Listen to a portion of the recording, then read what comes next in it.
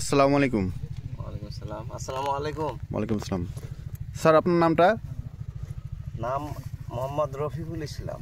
Sir এটা ঠিকানাটা একটু বলতেন। ঠিকানাটা শঙ্করপুর গ্রাম, উত্তরপাড়া ধরে, এটা কালুপাড়া ইউনিয়ন, বদরগঞ্জ। বদরগঞ্জ। স্যার এটা কি জাতের টমেটো করছেন? এটা 8 জুয়েল। রেড জুয়েল? হ্যাঁ, রেড জুয়েল। কোন কোম্পানির? ছাকাতা না, এয়ার মালিক সিটের। এয়ার মালিক সিড। আপনি এই জাতটা কি আগে কখনো করছিলেন? এটা আগে করি নাই, এইবারে নতুন করছি আমি।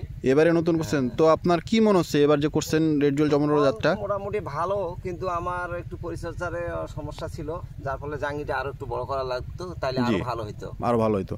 তা আপনার ফলন দেখে কি মনে হচ্ছে বলেন, যে আপনি পরিচর্যা তো করেন নাই ভালোভাবে, তো তারপর ফলন দেখে কি মনে হয় আপনার? আমরা দেশি করছিলাম আর আগে, এত ভালো হয় নাই, তার চেয়ে আমি মনে করি যে এটা অনেক ভালো, মোটামুটি হয়েছে আর কি। ভালো হয়েছে? হ্যাঁ।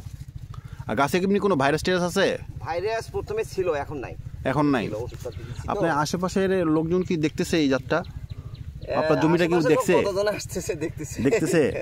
মানে কি বলতেছে আসলে? তারা তো মনে করছে এত সুন্দর ফসল হয়েছে, ধন্যবাদ ওরা বলতেছে। মানে ফসল মানে ওরাও সন্তুষ্ট আর কি? সন্তুষ্ট। না, আমরাও দেখা পাচ্ছি ফলন আসলে একটা গাছে দেখেন ফলনের আসলে অস্বাভাবিক ফলন। এখনও ধরেন যে একটা গাছে না হলেও প্রায় ধরেন 100 উপর প্লাস টমেটো হবে। হ্যাঁ, 100 উপর, ছোট বড় প্লাস 100 উপর হবে। তো আপনি এই যাত্রাতে সন্তুষ্ট?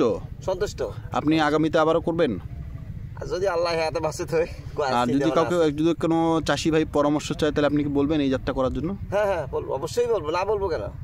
ভালো জাত অবশ্যই সবার হাতে, সবার করা উচিত। ফসল দেখলে মানুষের আকৃষ্ট হয় বেশি। জি, ধন্যবাদ স্যার। আসসালামু আলাইকুম।